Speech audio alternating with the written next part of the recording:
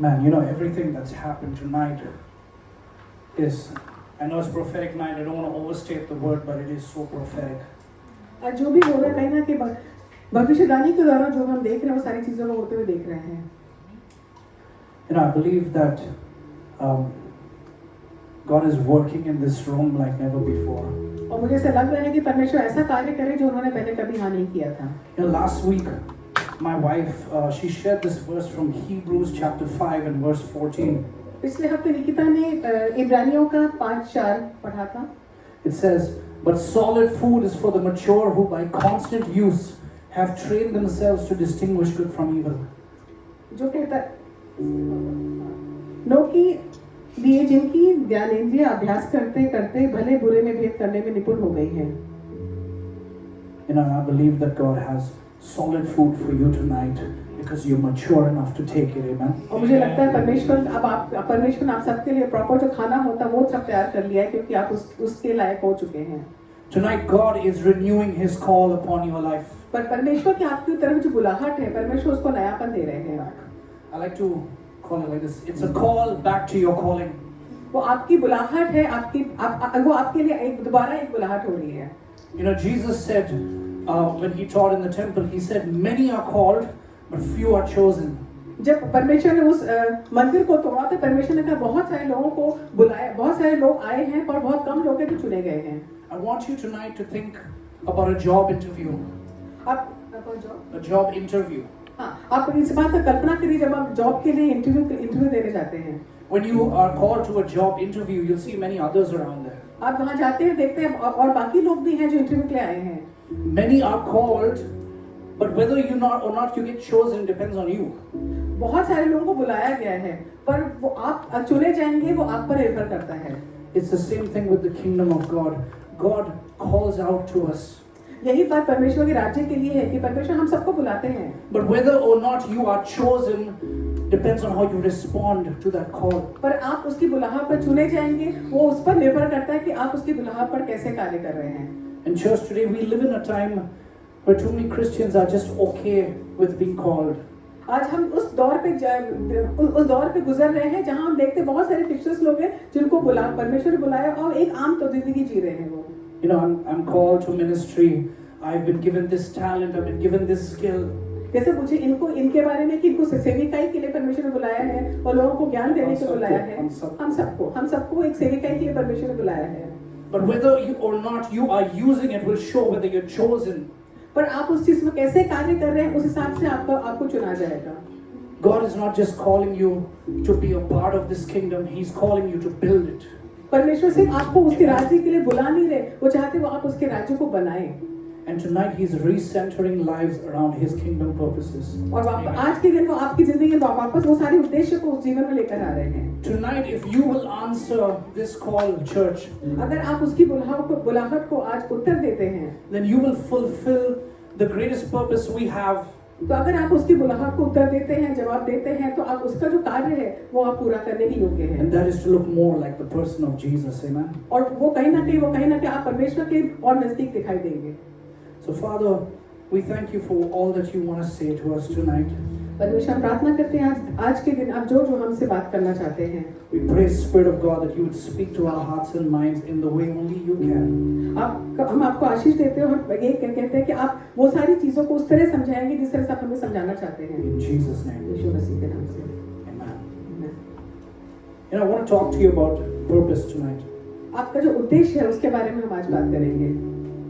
If you look behind me and you look at this setup, अगर आप यहाँ पीछे आप देखेंगे, ध्यान देंगे, every single thing on this setup, every single thing that you see has a purpose. यहाँ पे हर एक चीज जो रखी हुई मशीन्स हैं, इंस्ट्रूमेंट्स हैं, जो भी है, सबका एक उद्देश्य है. But there's something I found recently without which none of us can function. पर एक चीज जो मुझे समझ में आई यहाँ पे कि उसके बगैर कोई भी चीज कार्य नहीं कर सकती है. Who has the AC remote? AC का remote. You know this thing right here. Sorry, I'm gonna make it quick. This thing right here changed how we do services throughout the summers. ये जो remote है, ये इसने उस चीज को बदला है हम किस तरह जब गर्मी के समय यहाँ पे अपनी सर्विस करते थे. And one day it went missing. और एक दिन ये कहीं गायब हो गया, and the date went missing. Everything came to a standstill.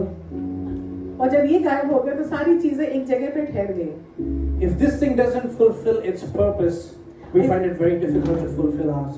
इसका जो कार्य है, इसका जो उद्देश्य, अगर ये वो कार्य ठीक से नहीं हुआ तो बाकी सारी चीजें ठीक से काम नहीं करेंगी. Good catch. It's the same thing with us and our calling. If you don't fulfill the purpose that God has called you to, it will affect those around you.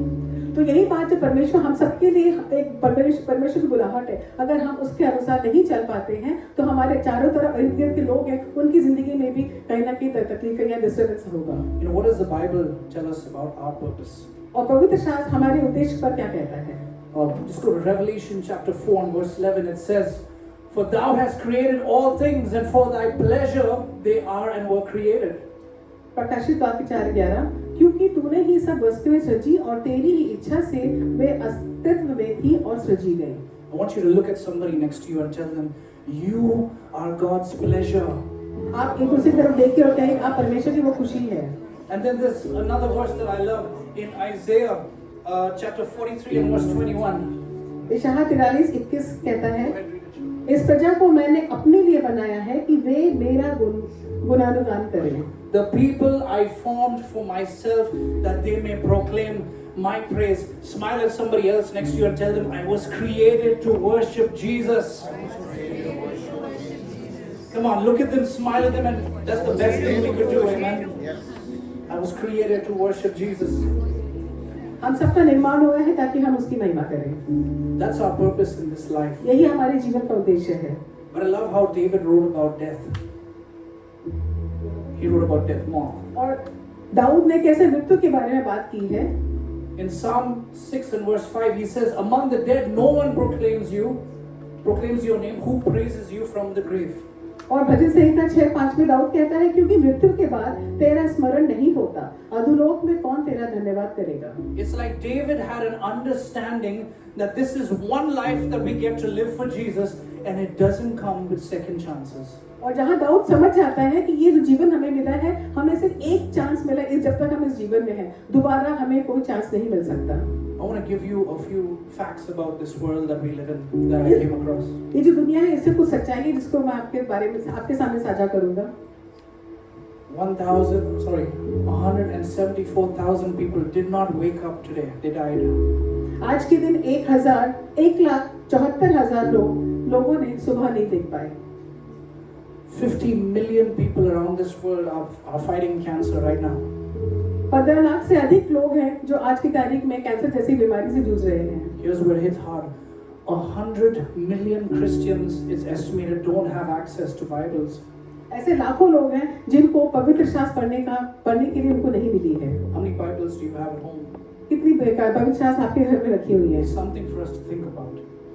इसके बारे में आप सोचिए. Here's the big one for me. 388 million Christians all over this world are persecuted for their faith. 348 lakh से अधिक जो ईसाई धर्म के लोग हैं, वो कहीं ना कहीं उत्पीड़न से गुजर रहे हैं. That's 1 in every 7 Christians are persecuted because they love Jesus. 7 में से एक जो मसीही है, वो कहीं ना कहीं सताव में है क्योंकि वो परमेश्वर यीशु से बहुत प्यार करता है. As you sit here tonight on prophetic night, आज भविष्यवाणी के दिन, आज हम सब यहाँ बैठे हुए in हैं. good health and strength, हम सबके अच्छे स्वस्थ है, अच्छी ताकत सामर्थ्य है, with family and friends, अपने परिवार अपने दोस्तों के साथ यहाँ पर हैं, worshiping Jesus. परमेश्वर की आराधना कर रहे हैं. You are living somebody else's dream life tonight. आप वो जिंदगी जी रहे हैं जो कहीं ना कहीं किसी और का एक ख्वाब है. How much more should we look to fulfill the purposes of God? हम कितना ज्यादा परमेश्वर की जो बुलाहट है, उसका उद्देश्य है, उसकी तरफ आगे बढ़ रहे हैं. I'm sure every single one of us in this room have plans. मुझे यकीन है कि जहाँ पे जितने लोग हैं, सभी के जीवन में कोई ना कोई उद्देश्य है. But you better want for His purposes to prevail, amen? पर आपको उसका जो उद्देश्य है, उस पर ज्यादा ध्यान देना है. If we can just have the lights off for a moment. I want you to just look at the screen for a moment. इस कमरे की सारी लाइट को बंद कर दिया जाएगा, उसके बाद आप सब इस हरी स्क्रीन को देखें. You know, I want to bring out your calling in the form of a vision the Lord gave me many years ago.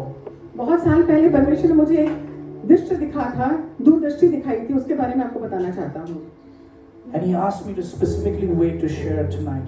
और उसने मुझे कहा था कि खासकर आज की शाम उस बात को बताने के लिए। I had a vision of the mountain of God a few years ago. मुझे एक दूरदर्शिता दिखी थी, एक ऊंचा पहाड़, And it was beautiful, it was magnificent, जो बहुत ही खूबसूरत, बहुत ही चमकदार था, and also very dangerous.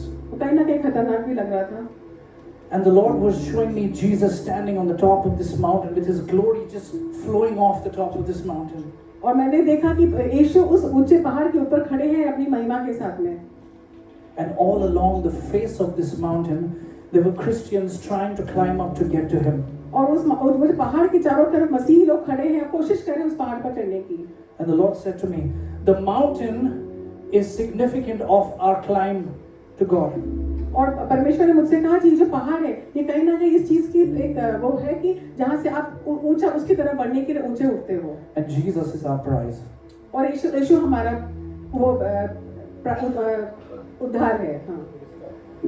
And as we came right to the bottom of this mountain, we started with the first group of Christians.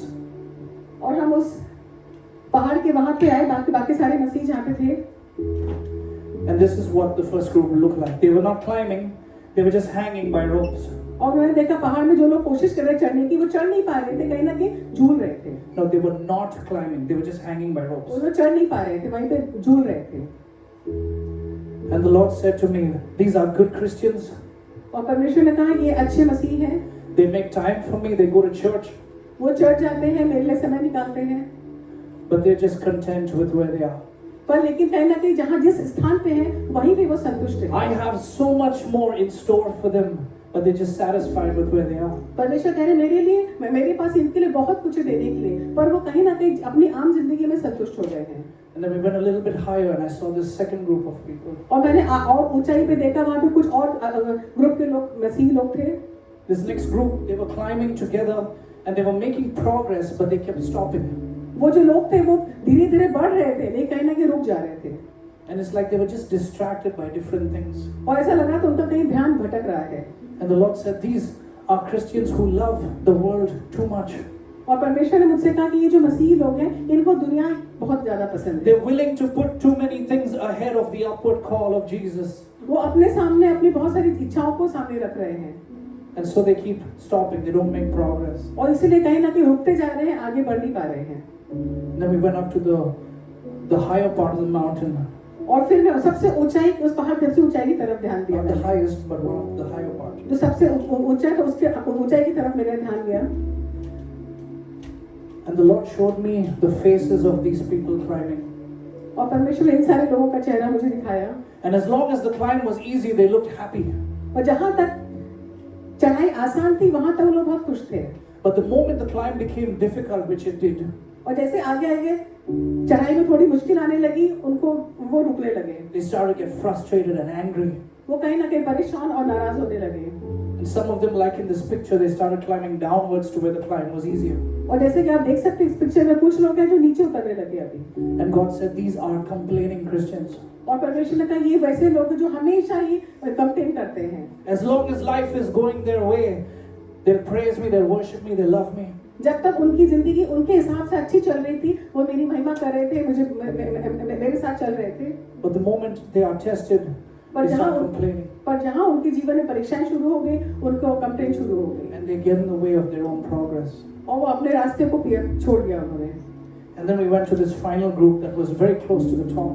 और जो सबसे ऊंचाई से थोड़ा नीचे की तरफ पहुंचे, And there were far fewer people than any of the other groups. वहाँ पे कुछ लोग और दिखे।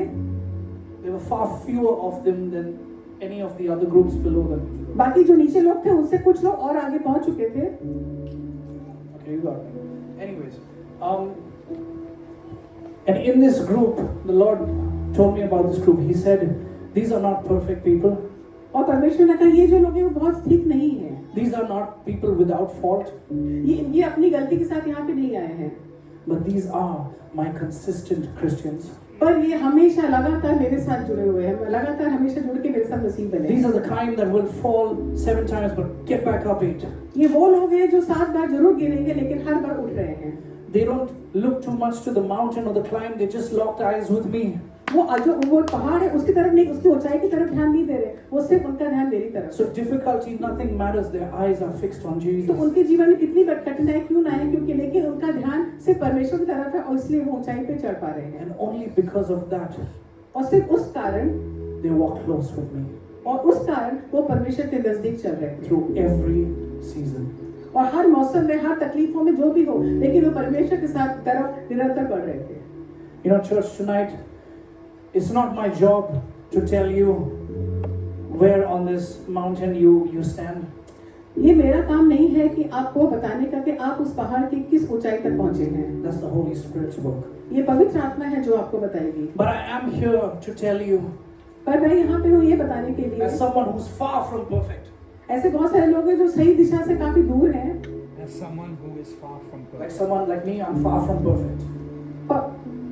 परफेक्ट लाइक जो लोग उससे बहुत दूर है, परफेक्शन से बहुत दूर है। That it's not too late to get consistent with your walk with Jesus. तो ये कहना है कि अगर आप परफेक्शन से फिर भी बहुत दूर हैं, लेकिन अभी भी देरी नहीं हुई है, अभी भी उस रास्ते में आप चल सकते हैं। That it's not too late to get back into the Word of God. अभी भी देरी नहीं हुई जब आप परमेश्वर के वचन के द्वारा उसके That रास्ते it's में not too late to start walking close to a God who loves you so much. अभी भी देरी नहीं हुई उस परमेश्वर के नजदीक चलने की जो आपसे बहुत प्यार करता And है। the best part is you can start tonight. और ये सही समय, ये आज का दिन है, वो एक सही समय है उसके साथ चलने के लिए। The second vision that I want to share with you tonight और दूसरी दृष्टि जो मैंने देखी थी वो आपको शेयर करता हूँ। is found in Ezekiel chapter 37. एजेकिएल 37 में And it looks like this. वो कुछ ऐसा लिखता है, And the Bible is called the Valley of Dry Bones. और जो पवित्र शास्त्र कहता है सूखी हड्डियों की घाटी। We're going to read from verses 1 and 2, please. एजेकिएल 37 1 से 3। यहोवा की शक्ति मुझ पर हुई और वह मुझ में अपना आत्मा संवाह कर बाहर ले गया और मुझे तराई के बीच खड़ा कर दिया। वह तराई हड्डियों से भरी हुई थी। तब उसने मुझे उनके चारों ओर घुमाया और तराई की तह पर बहुत ही हड्डियां थी और वे सब सूखी थी। तब उसने मुझसे पूछा, हे मनुष्य के संतान, क्या ये हड्डियां जी सकती हैं? मैंने कहा, हे परमेश्वर यहोवा, तू ही जानता है। I'm just going to tell you a little while to save time.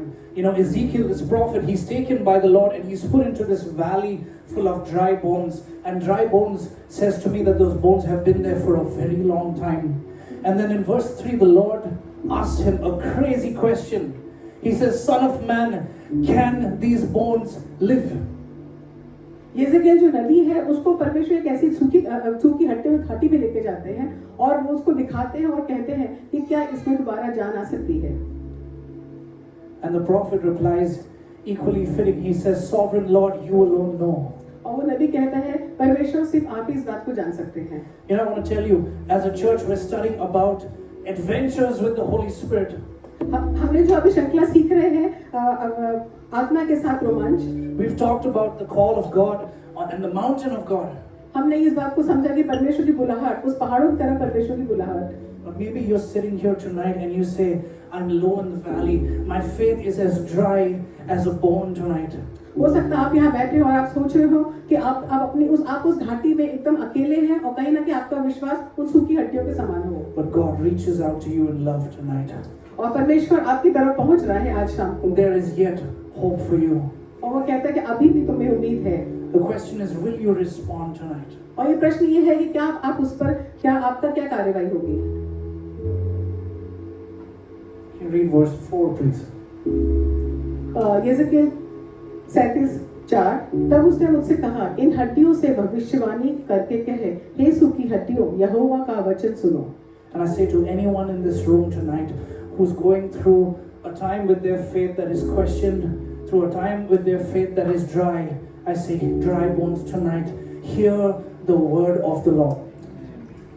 आज यहाँ पे जितने भी लोग हैं, कहीं ना कहीं आपके अंदर प्रश्न है, कहीं ना कहीं आपका विश्वास कहीं कमजोर हो रहा है, वो सूखी हड्डियों के समान है। और वही कहा जा रहा है कि परमेश्वर के नाम से आप वापस उस जगह खड़े हो सकते हो। आपने जो वो फेथ जो कमजोर हो गया, उसमें वापस जान आ सकती है।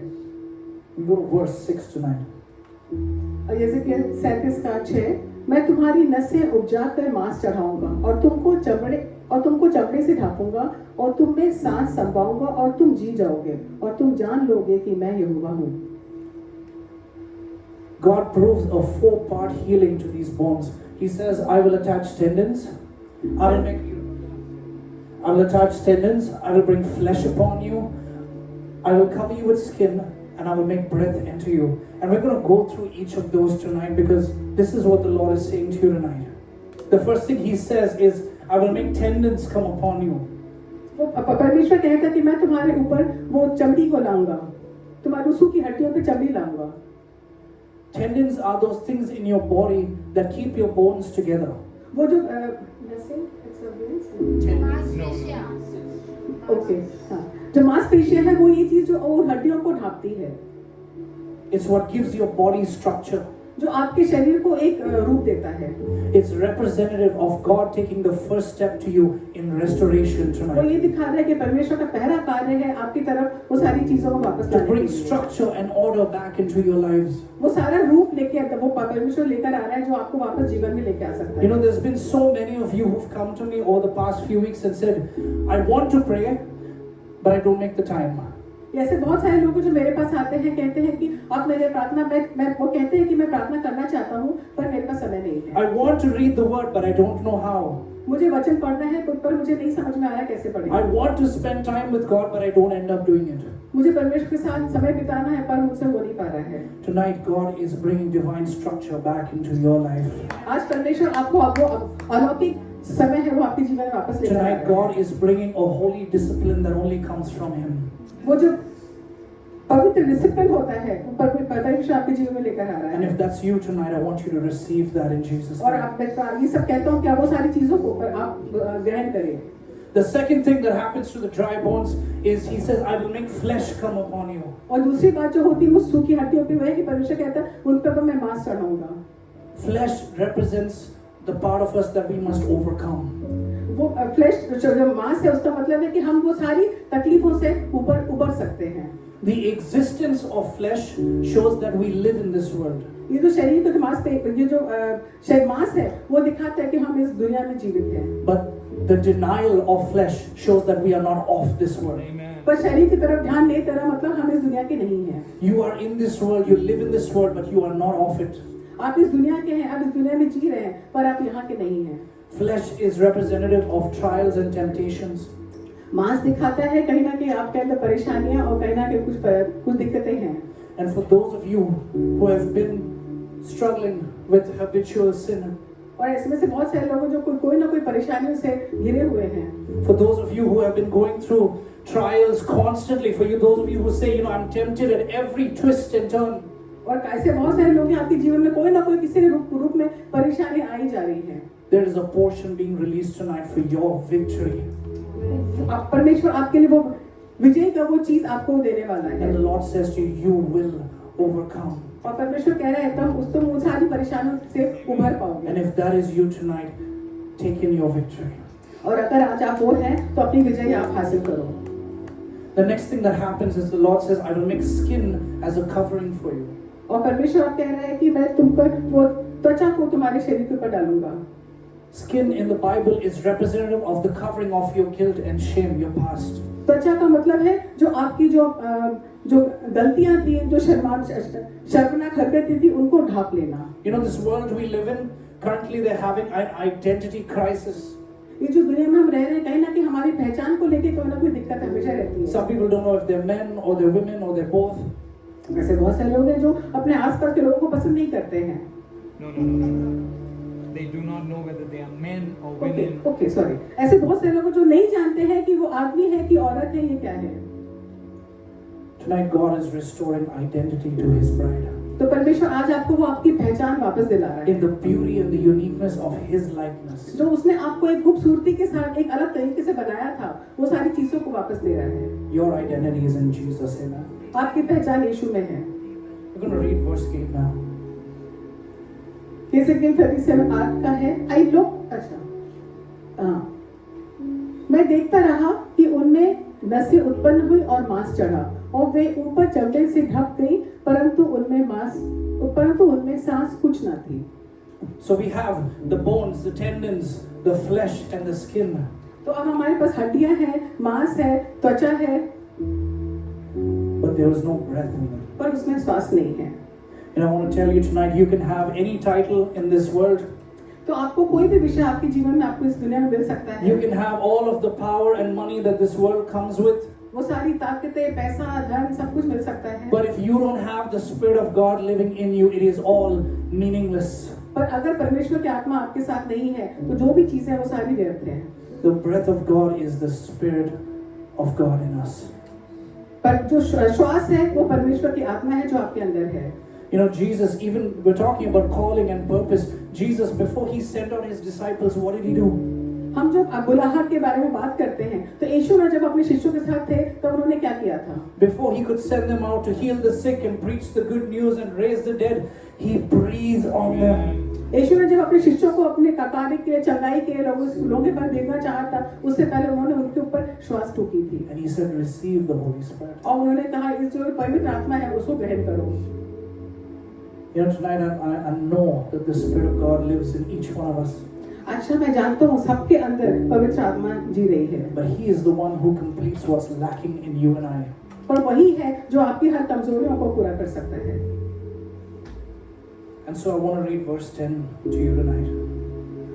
It says, so I prophesied as he commanded me, and breath entered them, and they came to life and stood up on their feet, a vast army. यहेजकेल 37:10 उसकी इस आज्ञा के अनुसार मैंने भविष्यवाणी की, तब सांस उनमें आ गई और वे जी कर अपने अपने पांवों के बल खड़े हो गए और एक बहुत बड़ी सेना हो गई। Tonight we're going to do the same thing. Amen. हम आज रात वही चीज दोहराएंगे। I want you to pray with me. आइए हम प्रार्थना करते हैं। Holy Spirit, पवित्र आत्मा, I come to you as I am tonight, हम आपके सामने जैसे हैं वैसे ही आते हैं and I ask. और हम कुछ कहते हैं। Come on, can you pray with me tonight? Can आइए you हम say सब after प्रार्थना me? करेंगे। Holy Spirit, I come to you tonight as I am, and I ask that you would breathe upon me. Let your breath fill me up tonight and complete me. I stand tonight as part of your kingdom, and I am here to do your will. And just like that dry bones came to life tonight, wherever you are, can you stand to your feet and give God some praise in this house as a vast army that you are meant to be.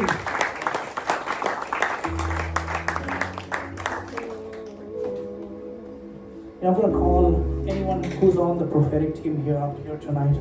Come on, guys, if you know you're on the prophetic team, make your way down real quick, please.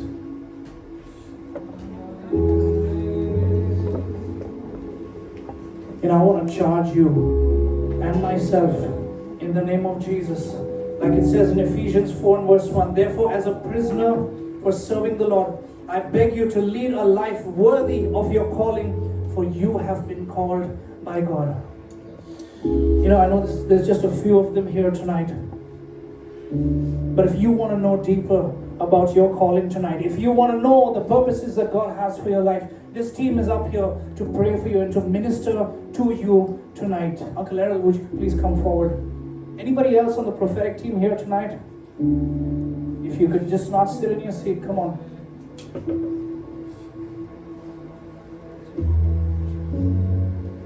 Yeah, I'm going to just, for a moment also, in closing, just call Shane and Natasha up here for a minute.